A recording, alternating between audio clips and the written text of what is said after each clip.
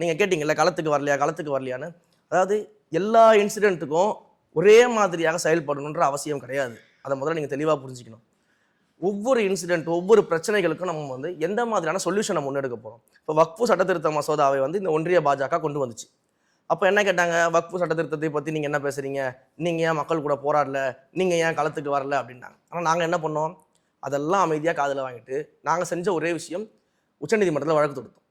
அந்த வழக்கில் மிகப்பெரிய நீதிபதிகளை அவங்களெல்லாம் கொண்டு வந்து, மிகப்பெரிய சீனியர் கவுன்சில்ஸை கொண்டு வந்து வாதாடி எங்களுடைய தரப்பு நியாயத்தை வைத்து இன்றைக்கு அங்கே ஒரு இன்டரியம் ஸ்டே நம்ம வாங்கியிருக்கோம். இந்த வக்ஃபு சட்டத்திருத்த மசோதாவை வைத்துக்கொண்டு அங்கே நியமனம் செய்யப்படக்கூடாது, அந்த வழக்கு விசாரணை முழுமையாக முடிகிற வரைக்கும் சில இன்டரியம் ஸ்டேவை கொடுக்கணும்னு சொல்லி நம்ம வாங்கியிருக்கோம். ஆனால் அதே வழக்கில் திமுக என்ன நாடகம் ஆடிச்சு தெரியுமா? கேரளாவில் இருக்கக்கூடிய கேரள கவர்மெண்ட் இந்த வக்ஃபு சட்டத்திருத்த மசோதாவுக்கு எதிராக அரசு சார்பில் வழக்கு தொடுக்குது.